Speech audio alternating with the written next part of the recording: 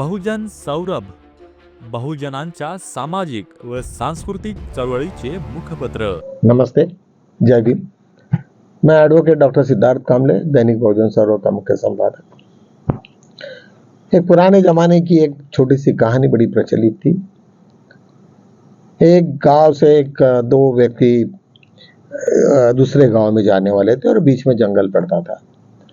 तो उन्होंने कहा कि भाई इतना जंगल है तो कम से कम कुछ ना कुछ तो ले जाए। तो उन दिनों में तो टॉर्च वार्च तो होता नहीं था, बस जो भी टेम्बा या फिर जो कंदील लेके चल रहे थे, और एक के पास में कुछ भी नहीं था। तो कह रहा था कि ठीक है, मेरे साथ साथ में चलोगे तो आगे तक बढ़ जाएंगे हम लोग। रास्ते में चलने के बाद में जिसके पास में लालटेन था, कंदील था, उसको सडनली याद आया कि मैं घर से निकलते समय मेरे दरवाजों को मैंने लॉक बराबर ढंग से नहीं किया, जिसमें हीरे चांदी जवाहरात सब के सब रखे थे। तो वो बिल्कुल अस्वस्थ हुआ और उसने ये निर्णय लिया कि मुझे अभी वापस जाना पड़ेगा।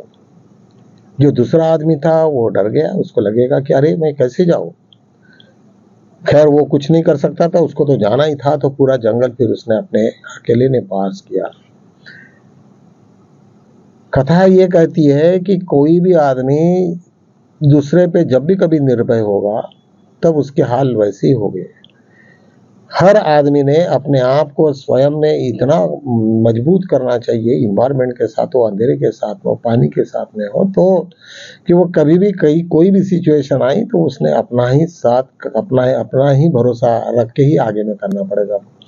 मित्रों, मुझे ये बताने का एक ही अवसर था कि अभी ये पूरा का पूरा जो होट चोर वगैरह वगैरह आया, ये तो अभी प्रिलिमिनरी बातें हैं, लेकिन जो खेला हुआ राजीव कुमार जो यहाँ पे चीफ इलेक्शन कमीशन थे, उसका तो पता नहीं है कौन से कहाँ भग गया, कहाँ क्या हुआ क्या नहीं हुआ। लेकिन जो उल्टा सिल्टा बता के ग्रास रूट लेवल पे इन लोगों ने जो नकली फर्जी मतदान का बढ़ाया, और ये सब आरएसएस और इन लोगों के कहने के हिसाब से हुआ। आज ऐसी नौबत आई कि यदि एफआईआर हो जाते तो सबसे पहले किसी के ऊपर में कास आएगी, तो वो है नीचे के लेवल के लोग, जिन लोगों ने ये सब बोगस नाम डाले, डबल नाम डाले, एक एक घर में 10-10, 15-15 नाम डाले, इनके ऊपर में एफआईआर होगा। तो कहने का मतलब ये है कि जो दिया लेके हमारे आरएसएस चल रहे थे, उनको ध्यान में आ गया कि अरे यार, मैंने दिया तो घर में सब रह गया करके वापस आ गया और तुम्हें वैसे ही मझधार में छोड़ दिया।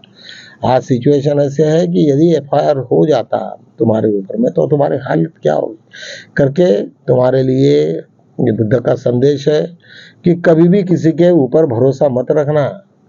कोई बचाएगा नहीं तुम्हें, तो तुमको खुद की लड़ाई खुद को लड़ना पड़ेगा। तुम्हें सोसाइटी में जाना पड़ेगा, तुम्हें बताना पड़ेगा कि मोदी जी कैसे है, क्या है, या मैं स्वयं क्या कर सकता हूँ और क्या नहीं कर सकता हूँ। और जो चोरी का ये काम करोगे तो निश्चित रूप से एफआईआर के साथ में तुम भी अंदर हो जाओगे। कोई नहीं बचाता। ये सब बातें गलत है। उस आदमी के जैसा हो जाता है कि जो आदमी फिर दोबारा कहेगा कि नहीं नहीं, मैं तो भाग रहा हूँ। अभी कहाँ गए तुम्हारे राजीव कुमार? अभी ज्ञानेश कुमार तो पिछले 4-5 दिन से गायब है। वो भी नहीं पता चल रहा कि वो कहाँ जाएंगे, क्या जाएंगे, उसका भी नहीं ठिकाना। कैसे तो भी धनखड़ जी अभी आए हैं और वो अभी क्या बोलेंगे इसके बारे में बीजेपी का और ब्लड प्रेशर बढ़ा हुआ है, क्योंकि उन्होंने ऐलान किया कि जो भी मुझे बोलना है मैं पब्लिक मीटिंग में कहूँगा। इसका मतलब है कि बीजेपी के पूरे हवा उतर गई है। और बातें तो ये चल रही थी कि धनखड़ जी कितने नाराज चल रहे थे मोदी सरकार से कि वो तो पूरा सरकार गिराने के चक्कर में थे, लेकिन वो इनके ध्यान में आ गया। और सब ये जो आपको सबको मालूम है ये क्या क्या हुआ, कैसे कैसे हुआ, किस तरीका से हुआ, और वो तुरंत एक रातों शाम को ये सब खेमा हुआ, गेम हुआ और धनखड़ जी को उन्होंने इस्तीफा दिया या जबरदस्ती से लेना पड़ा, क्योंकि वहाँ पे राष्ट्रपति भवन में कह रहे कि वो तो आए ही नहीं थे यहाँ। फिर ये कैसा हुआ, उनके रिकॉर्ड में नहीं है। फिर अभी उनको पलटी मारनी पड़ी। फिर राष्ट्रपति भवन ने बोला कि नहीं नहीं, वो आए थे। अरे ये क्या है? जब आरटीआई में तुमने खबर दी कि वो कोई नहीं आया था, ऐसे टाइप का कोई ये नहीं हुआ, इसका मतलब है कि कोई तो भी आदमी आके ये किया। और राष्ट्रपति को भी उन्होंने इनको ये किया है, उसको पकड़ बना के रखी है। मतलब ये देश का एक अंदाज आ सकता है कि पार्लियामेंट हाउस, राष्ट्रपति भवन, ये सब का कौन कंट्रोल कर रहा है। कितना भयावह सिचुएशन हमारे देश की है कि कोई ऐसी अदृश्य शक्ति है जिसको आरएसएस कहोगे या फिर बीजेपी कहोगे, क्योंकि इन्हीं के पास सत्ता है कि जो किसी भी बड़े से बड़े आदमी को डरा सकते हैं। आप देखिए कि आज वो राष्ट्रपति को डरा सकते हैं, तो इसका मतलब वो जो पहले जो स्टेटमेंट दिया था, उन्होंने स्टेटमेंट नहीं, वो आरटीआई में जो इन्फॉर्मेशन दी थी कि हमारे इसमें कोई नहीं है, लेकिन आज वो पलट के वही जवाब दे रहे कि नहीं नहीं वो आए थे और सब फॉर्मली हुआ। तो ये सब सिचुएशन में आदमी क्यों जाता? भय के मारे। जब आदमी को भय होता, किसी का भी भय हो, बच्चों का भय हो, सर्विस का भय हो, बच्चों का बीवी का भय हो, हर टाइप का भय, किसी भी प्रकार का भय हो सकता है। और जब आदमी भय में जीता है तो निश्चित रूप से उसको लगता है कि यार मैं मर जाऊंगा, मेरी पूरी फैमिली बर्बाद हो जाएगी, क्योंकि उसका कॉन्फिडेंस ही नहीं रहता उसमें। तो इस टाइप के बहुत सारे किस्से तुम्हारे को देखने को मिलेंगे। आज एक सबसे इम्पोर्टेंट मसला चल रहा था, वो बीजेपी वर्सेस आरएसएस का कुछ गेम चल रहा है। लोगों ने तो, कुछ यूट्यूबर्स ने यहाँ तक बोला है कि वो 21 सांसद आज उनके ये 125 सांसद अभी इनके गडकरी के साथ में है। तुम्हें मालूम है कि पिछले में कुछ दिनों में गडकरी को बहुत बदनाम करने में आया। इथेनॉल का इशू था, इथेनॉल में तो 300 कंपनियां हैं जो काम कर रही है, लेकिन ये इनको टारगेट बना के इस तरीका से किया कि वो सबसे बेवकूफ़ आदमी है और ऐसे ऐसे टाइप का ये हुआ, तो अभी उनको बदला तो लेना है। मुकेश अंबानी के साथ में जो हुआ, अडानी अरमानी के दोनों के खींचतान में, शायद मुझे ऐसा लगता है कि वो अभी इस वक्त मोदी सरकार के विरुद्ध में काफ़ी काम करने वाले हैं। और ऐसा सिचुएशन यदि आता है तो निश्चित रूप से बीजेपी में रिफ्ट होगी। एनडीए तो है ही पहले से तैयार, और इंडिया अलायंस काफ़ी मजबूती में है। कुछ यूट्यूबर्स ने यहाँ तक बोला है कि कुछ इंडिया अलायंस भी फूट सकता है। अभी क्या फूटने का, उनको क्या करना है? उनको तो गिराना है। ये जब तक गवर्नमेंट गिरेगी नहीं तब तक उनको कुछ अपॉर्चुनिटी मिलेगी नहीं। जब तक, तो उनको मालूम है कि अपन कब तक अभी बीजेपी को पैसे वैसे सबका नाटक चलेगा। लेकिन यहाँ पे गुप्त मतदान है, वहाँ तो सब लोग, कोई किसी को पता नहीं चलेगा कौन क्या होगा क्या नहीं होगा। तो निश्चित रूप से मुझे ऐसा लगता है कि ऐसा कुछ होगा नहीं, और ऐसा कोई सिचुएशन आ जाए तो शायद वो बीजेपी को ही काफ़ी महंगा पड़ सकता है।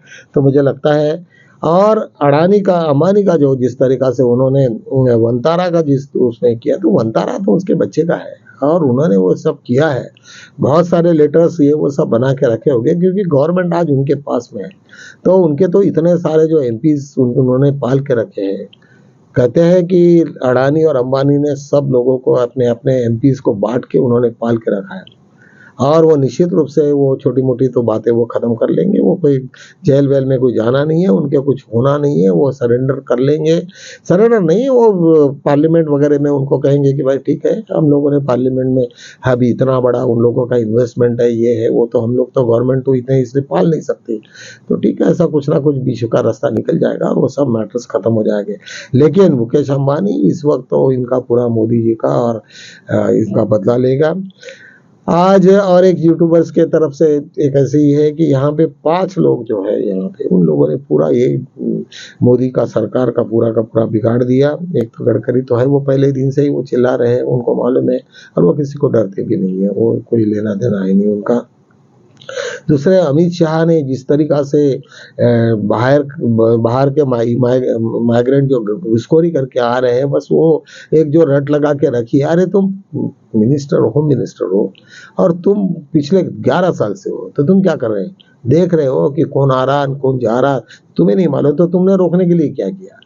तो ये बकवास है, सब फालतू की बातें हैं, उसमें कोई मतलब नहीं। जयशंकर तो तुम्हें मालूम है, विदेश मंत्रालय तो पूरा सत्यानाश करके रखा है उन्होंने, फॉरेन पॉलिसी उनकी पूरी ये हुए। निर्मला सीतारमण के बारे में क्या बोलने का, वो क्या बोलेगी क्या नहीं, उसके ऊपर में कितने गंदे गंदे कमेंट्स करते हैं। ये जीएसटी का मसला कितना सीवियर था, लेकिन नहीं हुआ।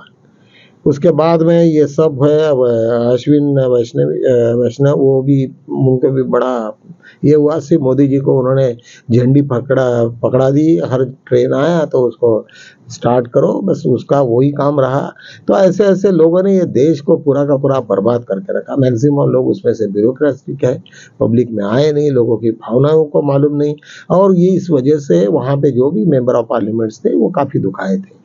कभी मोदी ने उनको सलाह विश नहीं किया, ना अमित शाह उनके तरफ में देखता था। तो उनको लगा कि हम है क्या, हमारा अस्तित्व क्या है, हम मेंबर ऑफ पार्लियामेंट है, लेकिन हम लोग बस एक रबर स्टैंप है, ना हम कुछ कर सकते ना कुछ नहीं, अपॉइंटमेंट लेटर लिए तो मिलती नहीं है, किससे बात करेंगे, क्या करेंगे।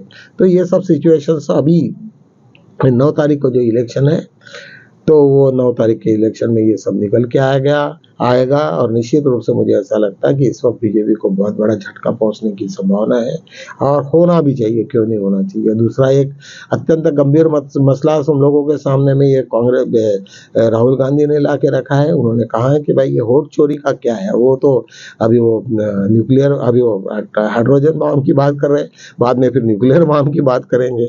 तो यदि वो छपड़ गया, उनको सब उनके हाथ में सब तो है, उनका भी तैयारी है, तो निश्चित रूप से मुझे ऐसा लगता है कि पूरे देश में फिर दोबारा इलेक्शन होने का ये है, लगता है लक्षण, क्योंकि वो कहेंगे कि भाई तुम चोरी की सरकार है तो कैसे कंटिन्यू कर सकते हैं। इन लोगों सभी के सब जो आए वो सब चोरी करके आए, तो निश्चित रूप से एक भी आदमी पकड़ में आ गया तो सब का सब पूरा हो जाएगा। और सेकंडली वो ईवीएम का जो लफड़ा था कई दिनों से, वो भी खत्म हो जाएगा।